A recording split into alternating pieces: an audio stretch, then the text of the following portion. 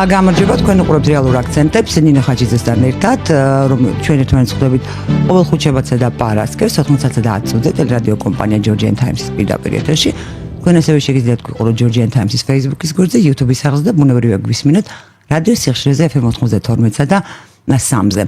მოვლენები მსოფლიოში არა მხოლოდ ელვის უსტრაფესად ვითარდება, არამედ ელვის უსტრაფესად იცვლება კიდეც. კერძოდ თუ კი რუსეთისა და ამერიკის შეერთებული შტატების დელეგაციების შეხვედრის წინ, რომელიც გაიმართა საუდის არაბეთში, უკრაინის პრეზიდენტი ზელენსკი თანახმა იყო და დაეთანხმა ტრამპის ადმინისტრაციის წარმომადგენელს, რომელიც კიევში ჩავიდა, აი საუდის არაბეთში გამართულ შეხვედრამდე, რომ თანახმა გაინაწილოს უკრაინის მიწისქვეშა სიმდიდრეები ამერიკის შეერთებულ შტატებთან ერთად იმ დახმარების გასაქმითად, რომელიც ამერიკის შეერთებულმა შტატებმა გაიღო რუსეთ-უკრაინის ომის დროს უკრაინის სასარგებლოდ, შეხვედრის შემდეგ, მას შემდეგ რაც რუსეთის და ამერიკის დელეგაციები ერთმანეთში გაისაუბრეს, საუდის არაბეთში უცებ ზელენსკიმ შეცვალა თავისი პოზიცია და განაცხადა, რომ უარზია ჯერ ერთი მოელაპარაკოს რუსეთს, მეორეც აღიაროს იმ მოლაპარაკების შედეგი, რომელიც უკრაინის გარეშე მიმდინარეობს და მესამე არავისთან არ აპირებს, ყოველ შემთხვევაში ამერიკის შეერთებულ შტატებთან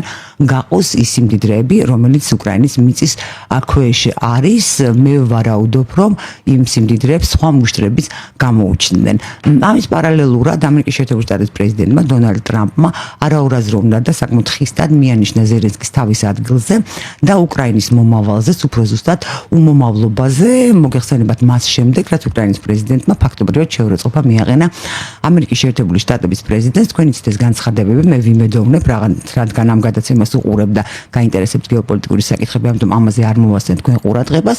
უბრალოდ მივაპყრობ თქვენ ყურადღებას იმას, თუ რა გამოიწვია ზელენსკის სახეცვლილება და ამიტომ გავიხსენებ, რომ საუდის არაბეთში ჩატარებული შეხვედრის პარალელურად, თითქმის პარალელურად შეიკრიბნენ ევროკავშირის სახელმწიფოს მეთაურები, ევროკავშირის ხელმძღვანელობა, სახელმწიფო და დიდი ბრიტანეთის პრემიერ-მინისტრი, რომლებმაც ისაუბრეს ევროკავშირში არსებულ ვითარებაზე უკრაინის კონფლიქტზე. სწორედ ამის შემდეგ შეიცვალა პოზიცია ჩემი აზრით ზელენსკიმ და აი რატომ მოგეხსენებათ 2022 წლის მარტში სტამბოლში გაიმართა რუსეთის და უკრაინის დელეგაციების შეხვედრა, სადაც მათ ფაქტობრივად მოელაპარაკეს სამშვიდობო პირობებზე, თუმცა უკრაინაში დაბრუნების შემდეგ უკრაინის პრეზიდენტმა განაცხადა დელეგაციის დაბრუნების შემდეგ უკრაინის პრეზიდენტმა განაცხადა, რომ არ აპირებს არანაირ მოლაპარაკებას რუსეთთან და საკანონმდებლო დონეზეც კი აკრძალა ეს პროცესი, როგორც შემდეგ უკვე ერთი წლინახევრის შემდეგ თუ არ ვცდები, არახამიამ დელეგაციის ერთ-ერთმა წევრმა უკრაინის მხრიდან განაცხადა, რომ ეს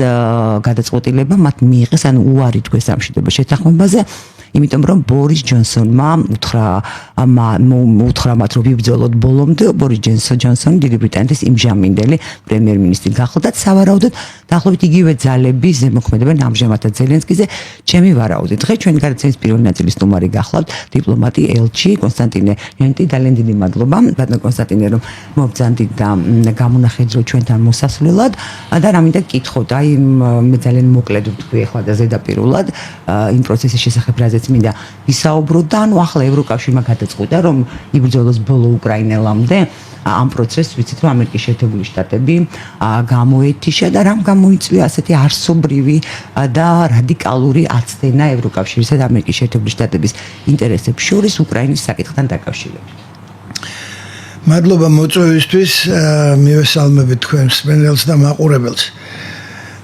თქვენაც ბრძანეთ ახლა აი ამ ყველაფრიდან შეიძლება ერთი მთავარი დასკვნის გამოტანა ალბათ რომ ზელენსკი დამოუკიდებელი არ არის თავის გადაწყვეტილებებში და თუნდაც თავის განცხადებებში. და ეს ახლა კი არ გახდა ცნობილი, ეს თავიდანვე ცნობილი იყო მას შემდეგ, რაც ზელენსკი პრაქტიკულად ძალიან დიდი მხარდაჭერით დასვეს, ასე ვთქვათ, კი ბატონო, არჩევნები ჩატარდა.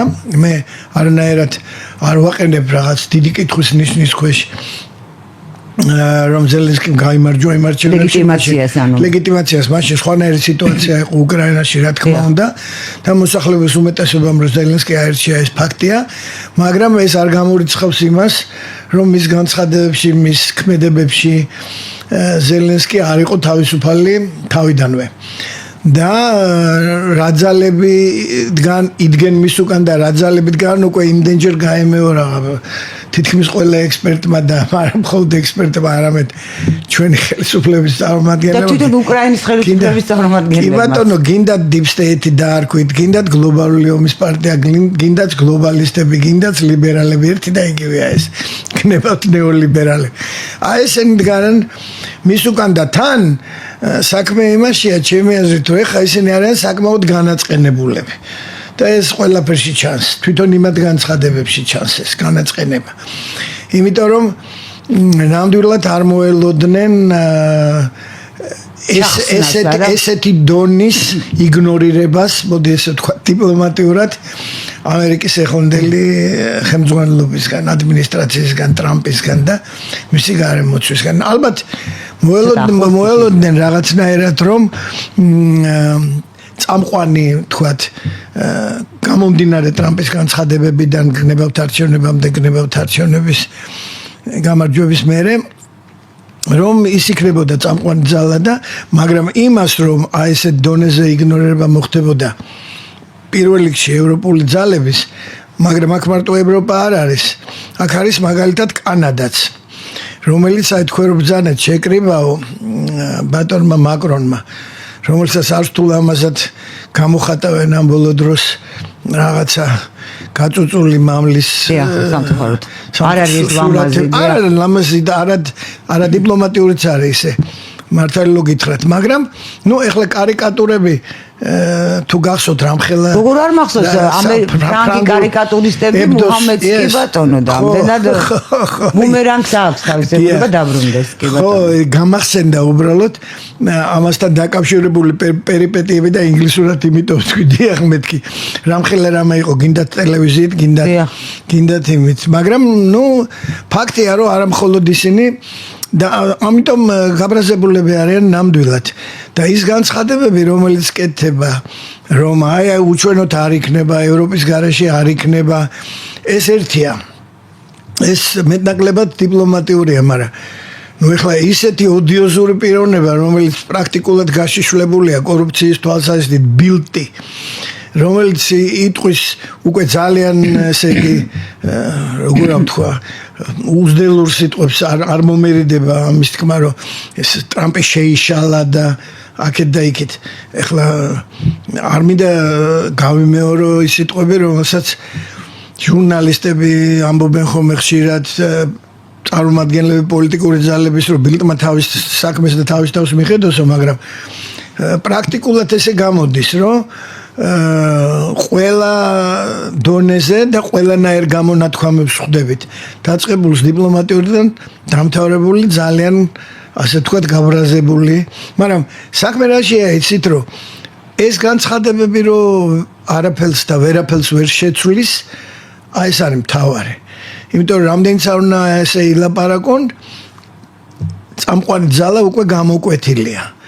და ეს ცნობილია რომ აი ამ წამყვანი ძალების მოლაპარაკების გარეშე მე მგულისხმობ პირველ რიგში შეერთებულ შტატებს და რუსეთს რომელიც პირდაპირ მონაწილეა ომის და იქ ჩინეთის მონაწილეობაც რა თქმა უნდა ამაზეც ძალიან ხშირად არის ლაპარაკი ომში კი არა მოლაპარაკებაში უცებ არ შეიძლება ეს სამი პოლისი დიახ რომ იქნება წამყვანი არა მხოლოდ ამ მოლაპარაკებებში რუსეთ-უკრაინის ომის, არამედ მომავალი სისტემის მოწყობის თვალსაზრისით და გადანაწილების თვალსაზრისით ეს ნათელია. ანუ რაც არ უნდა გაბრაზდნენ, ამას ვერაფერს ვერ უსამენ. აქ საუბარი მიდის რაზე იცით, ჩემი აზრით, რომ რაც შეიძლება ამგვარი საუბრით და ამგვარი ქმედებებით მაინც მიაღწიონ იმას, რომ რაღაც მონაწილეობა მაინც მიაღებინონ. დიახ. მაგრამ რა დონეზე? რატში ჭირდება ეს მონაწილეობა? იმიტომ რომ სახე შეინარჩუნოს, იმიტომ რომ რაღაცა მატერიალური ხეირი ნახოს, თქვათ ევროკავშირმა, იმიტომ რომ პოლიტიკური გავლენა შეინარჩუნოს, რაღაცა უნდა მასაც, აი რა мотиваცია იკითხება თქვენი აზრით? პირველ რიგში ის რომ აჩვენოს რომ თლათ ესე წყალწაღებული არ არის და ჰანგარიშ გასაწევ პოლიტიკურ ძალად რჩება.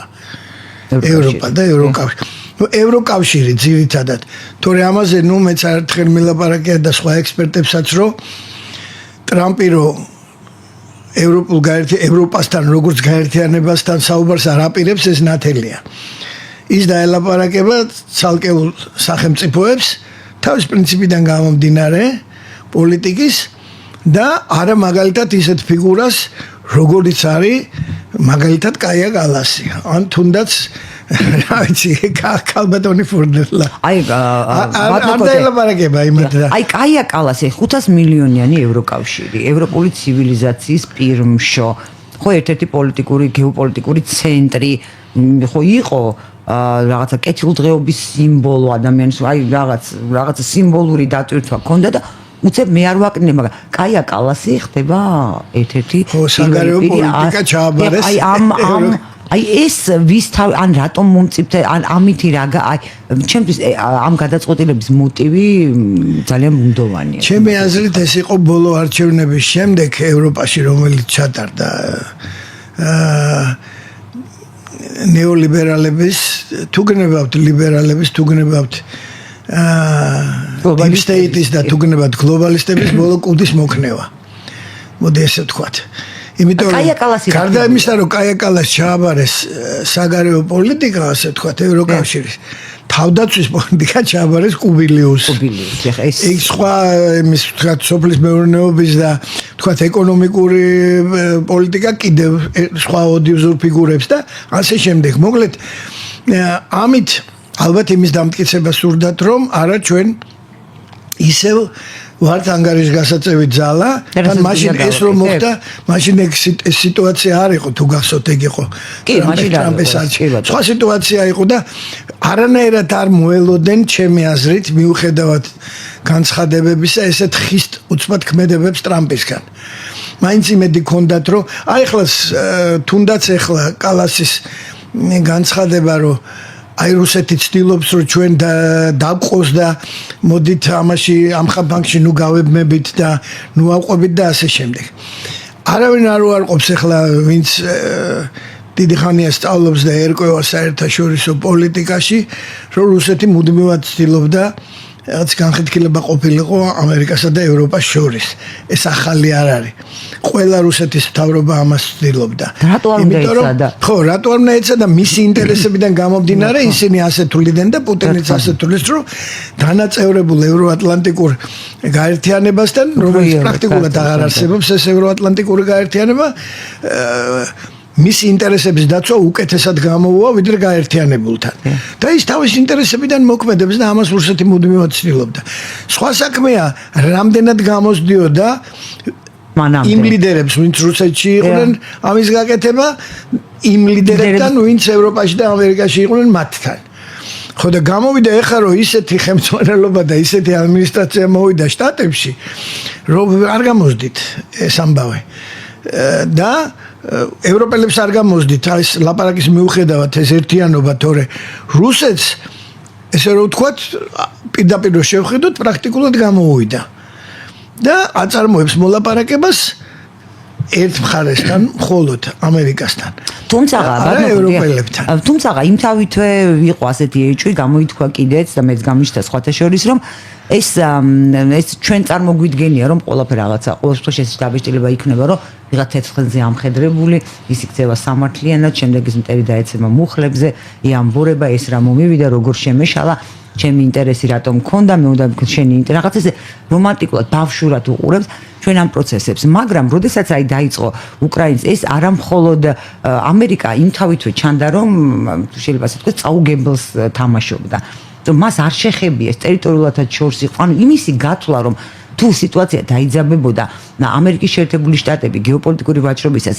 ისევე მოექცეოდა ევროკავშირს როგორც თავის ძროზე 2008 წელს ევროკავშირი და ამერიკის შეერთებული შტატები მოექცნენ საქართველოს რუსეთის საქართველოს ომის შემდეგ თქვა უკრაინას ექცეოდნენ რუსეთთან დაპირისპირების კონტექსტში რა გასაკვირი იყო რომ ამერიკის შეერთებული შტატები ევროკავშირსაც ამ დანიშნულებით განიხილავდა საქმეზე რომ მიდგებოდა და ტრამპი არ იყო როდესაც პირველი პრეზიდენტობის ვადის დროს შესთავაზა ევროკავშირს და მერკელმა უარი უთხრა ამერიკული გაზის შესყიდვა და უარი უთხრა ფაქტობრივად ომის მიმდინარეობისას უბრალოდ რიტორიკა მე მგონი განსხვავებული თორემ ბაიდენის ადმინისტრაციის და ტრამპის დამოკიდებულება ევროკავშირში დიდად არ განსხვავდება ევროკავშირის დამოკიდებულება ისინი ყიდულობენ ახლა ძვირგაზს ძვირ ნავთობს ამერიკის შეერთებული შტატებიდან და ამით ზარალდება ფინანსურად და ეკონომიკურად ევროკავშირი. რატომ ეგონა ევროკავშირს მას არ მოექცეოდნენ ასე? მე მგონი საქმე იმაშია, რომ ტრამპი უფრო ეკონომიკური თვალსაზრისით უყურებს ამ პრობლემებს, ვიდრე ბაიდენი უყურებდა. ხო, არა, განსხვავებული ბაიდენი ამ პრობლემებს უყურებდა უფრო პოლიტიკური თვალსაზრისით და თუ გნებავთ უფრო იდეოლოგიურით. აი ამ ლიბერალების და deep state-ის და ომის გამორიცხვა კი ბატონო. პარტიის თვალსაზრისით ხო ეს არ უნდა გამორიცხოთ, იმიტომ რომ ხო ჯელობაში გამორიცხვა. და ტრამპს რაც შეეხება, ის სულით ხორცამდე ბიზნესმენია და პოლიტიკურ საკითხებსაც გარკვეული ბიზნესის კუთხით კი არა, ძალიან მნიშვნელოვან ბიზნესის კუთხით უყურებს. აი შეთავაზება მაგალითად უკრაინისთვის წიაღისეულის დათმობის. ეს ამის მაჩვენებელია პოლიტიკურ მიდგომასთან ერთად. მაგრამ იმაშია საქმე, რომ რეალობას თუ შევხედავ და მე სულ მუდამ ამას ვიმეორებ, რომ აღქმებით რამდენიც არ უნდა ელაპარაკონ, გნებავთ ევროპელებმა, გნებავთ მათმა მხარდამჭერებმა, სადაც გნებავთ საქართველოში ჩვენთან. არ გამოვა ეს აღქმები. თუ ბაიდენის ადმინისტრაციის დროს მეტნაკლებად შეიძლება რაღაც იმედი ქონოდა, რომ აღქმებით რაღაცას მიაღწევ და ვიღაცას რაღაცას დააჯერებ. ეხლა ეს პრაქტიკულად გამორიცხულია. ეხლა უნდა ელაპარაკო ფაქტებზე დაყრდნობით, რეალობაზე დაყრდნობით და რეალობა როგორია ყველა ხედავს. თვით შეერთებულ შტატებშიც მე დარწმუნებული ვარ უკრაინაშიც. აი თქვენ რო ახსენეთ უკრაინის ხარჯზე უნდათ, უკანასკნელ უკრაინელამდე ომი უნდათ. მე მახსოვს უკრაინის კაბინეტში რუსი მინისტრი და სომეხი მინისტრი წარმოშობით და ლიდერი წარმოშობით არაუკრაინელი აცხადებდნენ, რომ იომებდნენ ბოლო უკრაინელამდე. და ამას მოყვა რაღაცა ანეკდოტური სიტუაციების ამასთან დაკავშირებით. ეხლა გამოდის, რომ უკვე სახელმწიფოების დონეზე, როგორც თქვენ ბრძანეთ, რომ აი ევროპელები გაერთიანების დონეზე ვიომოთ, როგორ უნდა იომოთ არის მაგის რესურსი, რომ უკრაინა მომი გააგრძელოს ამერიკის შეერთებული შტატების გარეშე. გამოვიდა თვითონ ზელენსკი და თქვა, რომ არაო გუშინ არა გვაქვს ჩვენ მაგის. ვერ ვიომებთო ამერიკის დახმარების გარეშე და მხარდაჭერის გარეშე. და მაშინ რატო ლანძღავს ტრამპს? იმიტომ რომ სხვა გამოსავალი არ აქვს.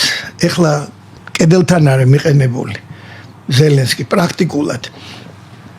ელოდება ის სხვათა შორის მან არ იცის და ძალიან ბევრმა არ იცის რეალურად რაზე იყო საუბარი საუდის არაბეთში.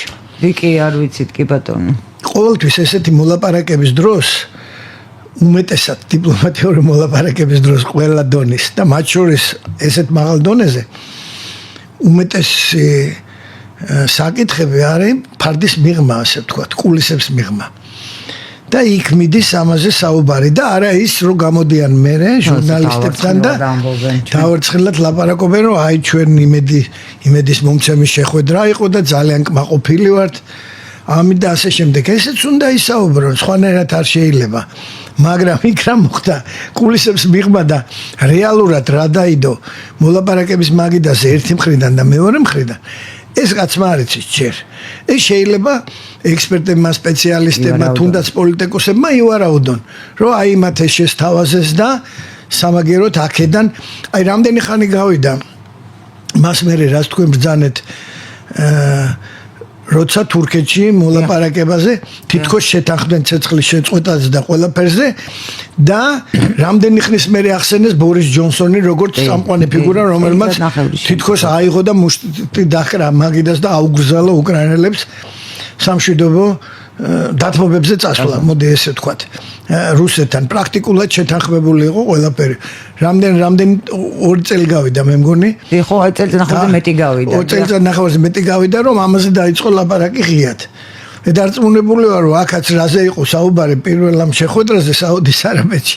გარკვეული წლების შემდეგ დაწერს ვიღაცა ან მემუარებში, ან ვიღაცა გაიხსენებს და რა ესე იყო, ამაზე შევთანხმდით, ამაზე ვერ შევთანხმდით და ასე შემდეგ. თავარი არის ის, რომ ომის შეჩერების გარდა ეხლა ალტერნატივა თვითონ უკრაინასაც არ აქვს. ბატონო, დიდი ბოდიში რეკლამის გამო მცირე ხნით უნდა დაგემშვიდობოთ, დაგველოდეთ, მალე დავბრუნდებით. და განვიცავდა ჩვენ სტუმართან კონსტანტინე ჟღენთანეთა. ბატონო კონსტანტინე, უკრაინას არ აქვს რესურსი ომის, ევროკავშირსაც არ ვიცი აქვს თუ არა რესურსი, მაგრამ ნაკლებ სავარაუდოა რომ აქვს, ფინანსური, ეკონომიკური მხრივაც ევროკავშირი ძლიერი არ არის, მაშინ რატომ არიან ისინი ასეთ პრეტენზიულობის ტონალში რაღაცა პრეტენზიას რომ გამოთქვამ და ამბიცია რომ გაქვს, რაღაც უნდა გიმაგრებდეს ზურგს. რა შეიძლება უმაგრებდეს თქვა ზელენსკის ზურგს, ან პირიქით არ უმაგრებდეს და ამის გამო იქცეოდეს ასე და რის იმედი შეიძლება გქონდეთ ევროკავშირის ლიდერებს, ევროკავშირის სახელმწიფოებს, რომლებიც ესე ჯგუფურად ცდილობენ დაუპირისპირდნენ ამერიკის შეერთებული შტატების ადმინისტრაციას.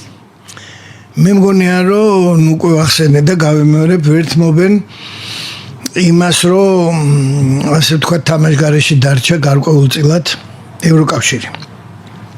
არა ცალკეული ქვეყნები, არამედ ევროკავშირი და ამასაც მნიშვნელობა აქვს ვინ არიან ლიდერები და რა მდგომარეობაა ევროპის სამყარო ქვეყნებში. ამას დიდი მნიშვნელობა აქვს. აი თქვენ ახსენეთ ტრამპის პირველი პრეზიდენტობის ვადა და ახსენეთ ანგელა მერკელი. ახლა მერკელი ვიღაცას მოწონს, არ მოწონს პუტინის დაქალი იყო ბრჭყალებში, პოდრუჩკით ასე ბრჭყალებში დაიარებოდა, სვარდებს ჩუქნიდა თუ რა იყო თუ როგორ იყო და ნამდვილად იყო ყოფილი პიონერ ხელმძღვანელი გერმანიის დემოკრატიულ რესპუბლიკაში. ზოგი იმას აბრალებს რომ ამის გამო იყო პუტინის მეგობარი. ფაქტია რომ მერკელი ფიგურა იყო. გაცილებით უფრო ახლა ვერც შევადრე შოლცს და სხვებს. შეიძლება რაღაცეებში არც ჩვენ მოგვეწონა მისი გადაწყვეტილებები, მაგრამ ეს კიდე კაცმა არ იცის, კარგი იყო თუ ცუდი იყო ეს მაგას ისტორია აჩვენებს ჩვენ 2008-ში ნატოში კარი გაგვიღეს თუ არ გაგვიღეს. მე თუ მკითხავთ, არასოდეს არ ყოფილა მზად არც ნატო და არც ევროკავშირი რომ ჩვენ და უკრაინა მივიღეთ იქ. მე მგონია ეს იყო უბრალოდ ბლეფი იყო ჩემი აზრით. პრაქტიკულად თუ ეგეთ სიტყვას ვიხმართ ბლეფი იყო. მაგრამ ამ ბლეფმა ეს ბლეფი ძალიან ბევრმა, ნუ ასე ვთქვათ მაშინ ჟარგონით, ძალიან ბევრმა ჭამა საქართველოში. სამწუხაროდ. და დღესაც მიყვებიან ზოგიერთები ამ ბლეფს. ხო და რომელ გაერთიანებაში მიდიხარ და არის თუ არა, არსებობს თუ არა ეს გაერთიანება საერთოდ. მოდი ჩვენი გვტკივა და საქართველოსზე გადმოვიდეთ. ხო ეს როგორ აისახება ჩვენზე საერთოდ ევროგაერთიანება უკვე როგორც ერთიანი ორგანიზმი, ნუ არ არსებობს იშლება ყოველ შემთხვევაში თუ ჯერ კიდევ არსებობს დაშლის პირას რო არის ფაქტია. ეხლა არჩევნები ძალიან ბევრ რამეს გაარკვევს გერმანიაში პირველ რიგში. მე ცოტა ხნის მერე საფრანგეთში რა მოხდება, ნუ ეს ორი წამყვანი ქვეყანაა ასე ვთქვათ. ეხლა ბრიტანეთში რო მემარცხენეები არიან და საუბრებში ლიდერის რო ეს ყველაფერი კარგად ჩანს, თუნდაც გუშინდან სატელეფონო საუბარში ზელენსკისთან. აი რის საფუძველზე აძლევს ამ დაპირებებს?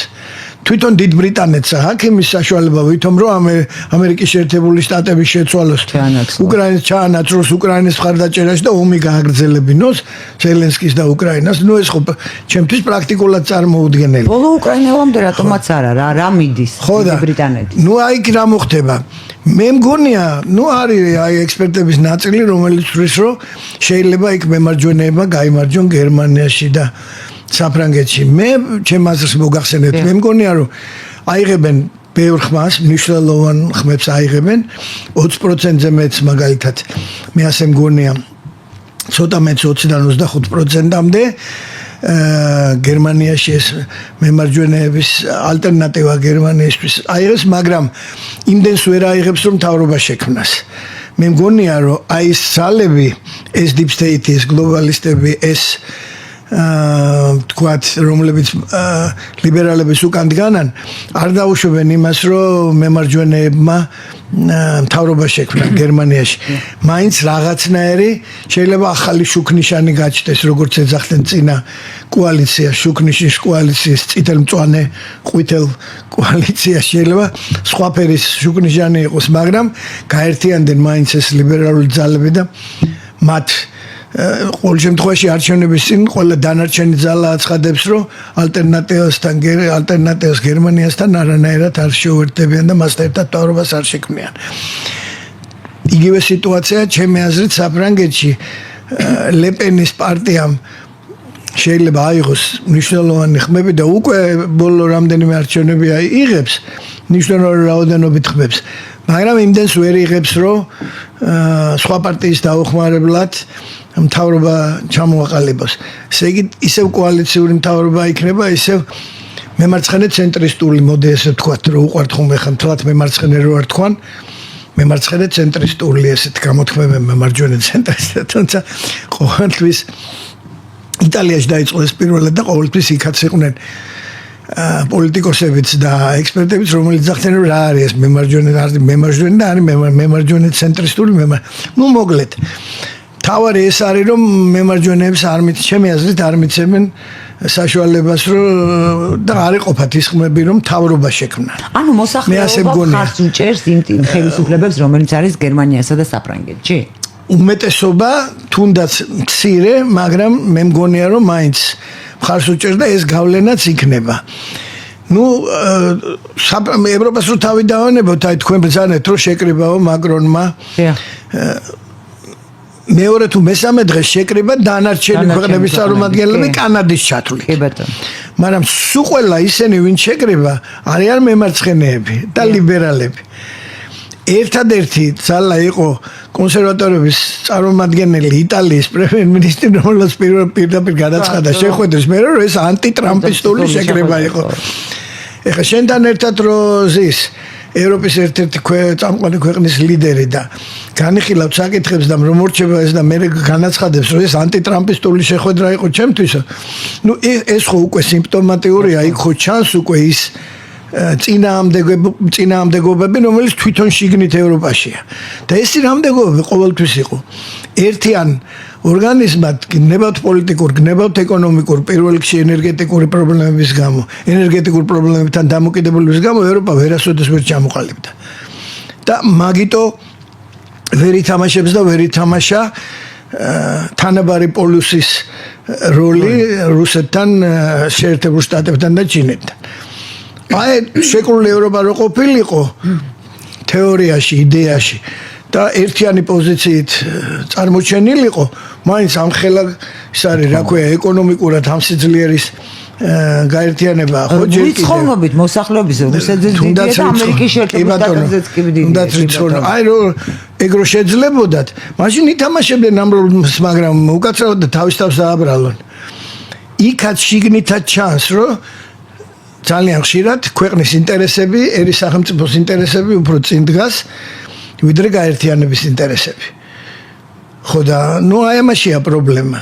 და მე მგონია რომ ეს იმდენად აშკარად ჩანს და ეხლა მით უმეტეს იმდენად დანაწევრებისკენ და დაშლისკენ მიდის ეს ევროპის ინტერესები, რომ არ მგონია რომ მათ შეძლონ ამ ტრამპის პოლიტიკას მიმართულს უკრაინაში ცეცხლის შეწყვეტისკენ ჯერ და მე მშვიდობის დამყარებისკენ რამე წინააღმდეგობა გაუწიონ.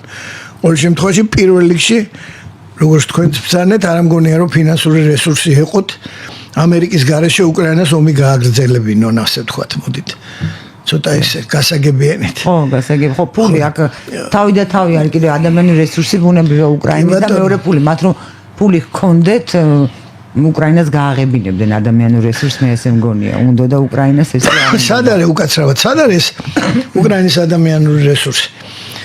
18 წლამდე და 18-დან 25-მდე დაწეული ის არის, რა ქვია, გაწევის წლოვანება რესურსი. ხო, ამას ეძახიან რესურსი და რამდენჯერ ითქვა ბაიდენის ადმინისტრაციის მიერ, რომ 18 წლამდე დაწია. ეს ნიშნავს, რომ გენოფონდს ნახევრად ისედაც განადგურებულს ქვეყნის კიდევ უფრო ანადგურებ და პრაქტიკულად მომავალი არ რჩება ქვეყნის.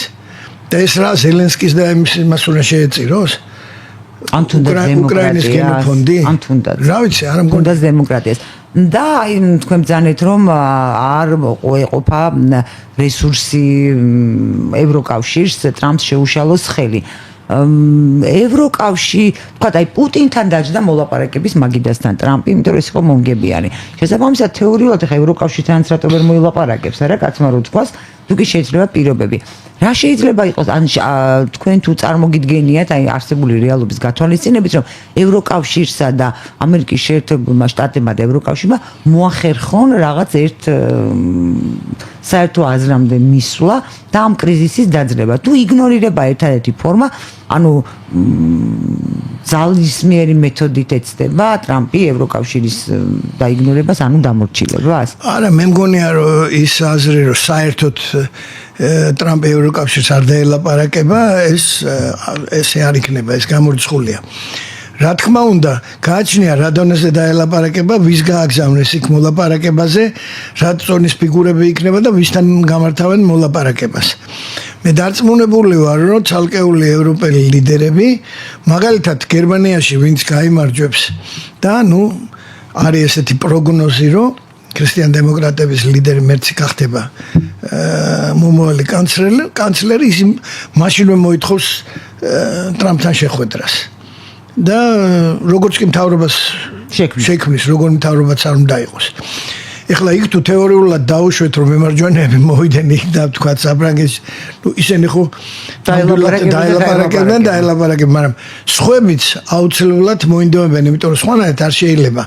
ეს მაინც ევროპა ამდენი სახელმწიფოა და ამხელა ის არის მით უმეტეს უკრაინაც იქ არის იმ ევროპის ნაწილია და ტრამპს ეხლა უკვე ამ ხრიდან რომ ველაპარაკოთ, ტრამპს სურს თუ არ სურს, უკრაინა ევროპაში მდებარეობს, კანადის ადგილას ვერ გადავა და ვერც ამერიკის ბექიარდი, ასე ვთქვათ, უკანაეზო ვერ გახდება. გრენლანდიას კი ვერ იქნება. დარჩება ვერ იქნება, ის დარჩება გეოგრაფიულად ევროპის ნაწილად. ამიტომ რომ იქ თუ რაღაცა გამოსავალი არ მოინახა დიპლომატიური ევროპელ ლიდერებთან და რაღაცაზე არ დაითანხმა ტრამპმა, იმის მერე შეიძლება რაც ძირითად ჩარჩოს მოაგვარებს და ელაპარაკება იმასთან, რა ქვია, პუტინთან.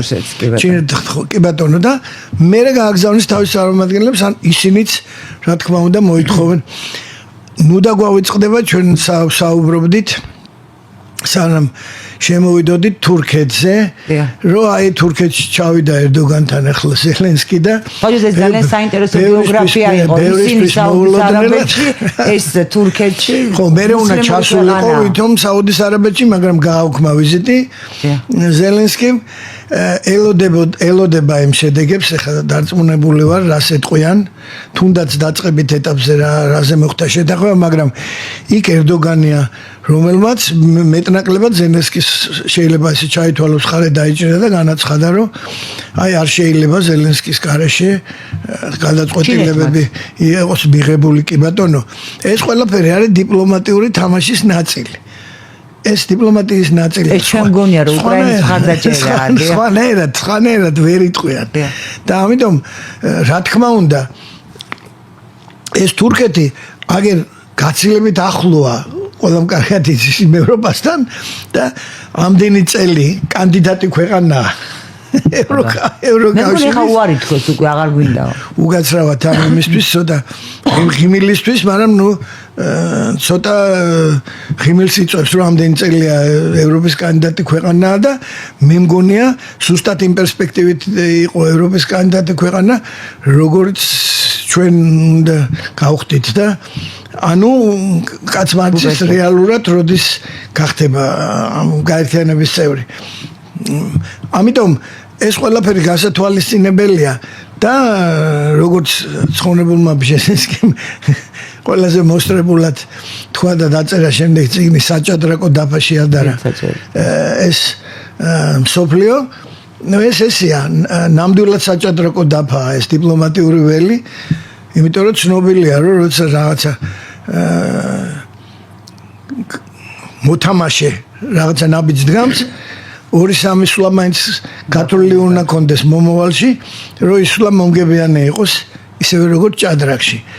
და ეხლა ვიღაცამ უწოდა პოლიტიკის ლაზიერი, აღარ მახსოვს ვინ იმას, ტრამპს მსოფლიო პოლიტიკის ლაზიერი არის ეხლა, მიუხედავად იმისა, რომ ერთპოლუსიანი მსოფლიო ყველა თანხდება თვითონ ამერიკელებიც, რომ აღარ იქნება და იქნება მრავალპოლუსიანი, იქ ფიგურებში განსხვავება მაინც იქნება, ვინ ლაზიერია და ვინ სხვა ფიგურა ამ საჭადრაკო დაფაზე. ამიტომ აი ეს უნდა დაველოდოთ ამის გაგრძელებას და რა წინააღმდეგობაც არ უნდა გაუწიონ უკაცრავად ამ შედარებისთვის მათთან პაიკებმა, თქვათ ლაზიერს და სხვა ფიგურებს. არ გამოვარაფერთ. ანუ ფაქტობრივად ეს დარჩება არადიპლომატიურ თუ ფაფხურის დონეზე ევროკავშირის განცხადებები? არა, ეს დარჩება ცდების დონეზე. ცდელობა.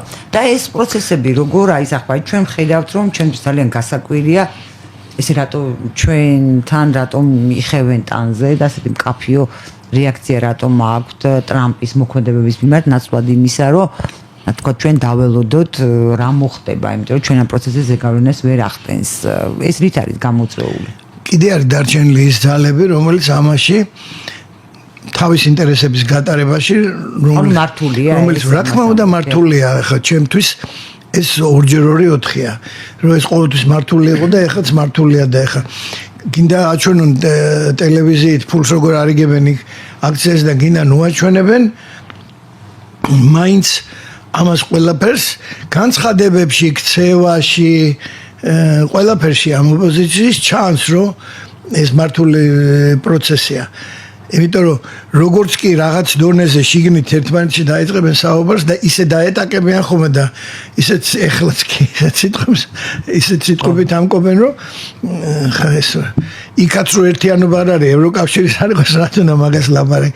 თვითონ საუბრობენ, რომ უნდა გავერთიანდეთ, უნდა გავერთიანდეთ, არ გამოდის. და სალომე ზურაბიშვილი, რომელიც არ ვიცი რა ფიგურაა, მაგრამ ყოველ შემთხვევაში არის ფიგურა, რომელზეც გარკვეული ძალები ფაქტიურად დებენ ფსონს საქართველოში. რა პოტენციალი აქვს სალომე ზურაბიშვილს და საერთოდ რატო შეირჩა ის ამ როლისთვის თქვენი აზრით?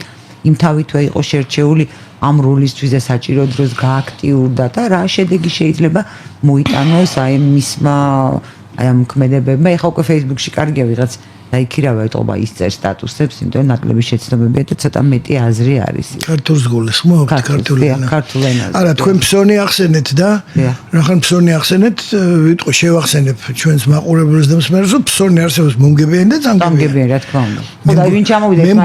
მე მგონია სალომე ზურაბიშვილი წამგებიანი ფსონია, ვინც დადო მასზე. მე ასე მგონია და არის ხომ ეს შეცდომა, რომ დებენ წამგებიან ფსონზე და ვერ აგებენ. ფოტოში და ეს მე მიკვირს თვითონ ჩვენთან რატომღაც გონიათ რომ აი საერთაშორისო ფინანსური ორგანიზაციები რომლებიც ეხმარებოდნენ ხო USAID ასე შემდეგ საქართველოში ხარჯავდნენ ისინი ფულს ვთქვათ შეუჩერა დაფინანსება და გაუქმა აკრძა თუ გააუქმა ამერიკის შეერთებული შტატების ახალმა ადმინისტრაციამ იმიტომ რომ ეს იყო არამონგებიანი და ჩვენ ვხედავთ ხო მასკანს რომ გამოაქვეყნა 2 თუ 3 კვირის წინათაში და ეხლა მაშინ ვარდების რევოლუციაც იყო ნახსენები იქ ეს კონტექსტი იყო რომ კორუფცია იმიტომ რომ მათ ვერ მიაღწიეს მიზანს იმ მიზანს რა მიზანიც იყო ჩადებული ამ ორგანიზაციებში და რა იმიტომ რომ ვინმეს უნდა ქართველების უკრაინელებს და ვინმეს ბედნიერება ჩვენ გვაქვს ეს ბავშვური დამოკიდებულება საკითხებისადმი და ეს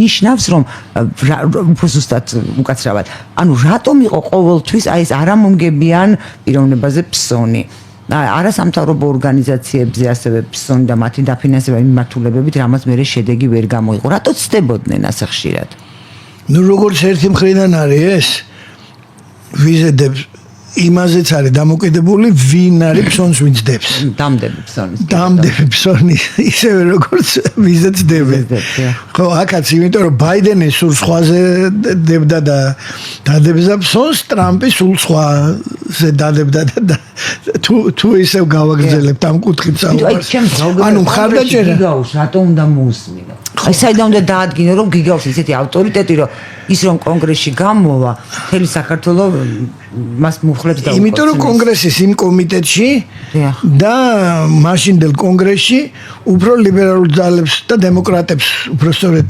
საიდან დაადგინეთ რომ აი გიგავს ქონდა ასეთი წონა და ავტორიტეტი ნუ ეს ქვეყანაში ვინ არჩევს ამას ვერ გეტყვით ალბათ მაინც მე ესე მგონია როდესაც ამერიკის კონგრესში ხდება მოსმენა გნებავთ სენატში ვინ მიიწვიონ იქ პირველ რიგში ეკითხებიან ყოველ შემთხვევაში ასე უნდა იყოს ამერიკის საელჩოს იმ ქვეყანაში საქართველოში და მიბრძანდებოდა 엘ჩი და როგორ ხო არ ვიცი ზუსტად როდის გამოვიდა მაგრამ ესე იგი ქალბატონი დანეგანიც თავის შეხედულებებით რომ ტრამპის და რესპუბლიკელების მომხრე არის ფაქტია ეხლა რა თუნდა ამას საუბარი მაგრამ პირველ რიგში მათ უნდა კითხონ თუმცა მათთან ერთად მოქმედებდნენ ჩვენი არასამთავრობო ორგანიზაციები, რომელიც აიქიდან ფინანსდებოდნენ, რაც თქვენ ახსენეთ, სადაც თქვენ თქვით, ეხლა ეს ერთი ასე ვთქვათ, წყარო დაფინანსების შეწყდა, ბოლომდე შეწყდა თუ არა კიდე არავინ არ იცის, მაგრამ გრძელდება ევროპული დაფინანსების წყაროს, ასე ვთქვათ, იმიტომ რომ ეს შეხვედრა, რომელიც ახლა გუშინ წინ თქვეს რამდენიმე რაიონში რომ ახალგაზრდები რო შეკრიბეს და ისევ პრაქტიკულად ხარ მინდა ეს სიტყვა ვიხმარო რაღაც შენიღბულ თემებზე რო საუბრობენ რა ზოგადად ამბობენ ევროკავშირზე და მის მომავალზე საუბრობთ რა საუბრობთ ევროკავშირზე და მის მომავალზე როგორ ეხლა ამ სიტუაციაში ну ეხა იქ რაზე მინდა საუბარი ხო ფაქტია ეხა ადამიანი ოდნავ წყურადყოფელი უნდა მიხვდეს რომ ისევ გრძელდება ის ტრენინგები იმ მიმართულებით რაც წინა იყო. ესე იგი ეს დაფინანსების წყარო არ მოწურულა. დარჩა სოროსი ყველაფერს თავი დავანებოთ. ხო? მისი ფონდი, სადაც ზოგიერთებს კაბინეტები აქვს მოწყობილი. ხო და აი ეს როდის შეიცვლება და როდის მორჩება იმაზე იქნება ეს დამოკიდებული. ანუ საქართველოს ერთგვარი მოედანია ამჯერად, სადაც ცდილობს გაუწიოს წინააღმდეგობა ტრამპის გეგმებს. სამწუხაროდ. ეხა უმეტესობა ჩვენი მოსახლეობის და ექსპერტების პოლიტიკოსების სავსებით სამართლიანად აღშფოთდა, როცა ჯერ სალომე ზურაბიშვილმა უწოდა სათამაშო მოედანი და მერე იმ არც მინდა ვახსენო ის ევროსაბჭოს მრჩეველი ბატონი ტარიე, ბატონი ბჭყალებში, რომელმაც საერთოდ ბრძოლის ველი უწოდა.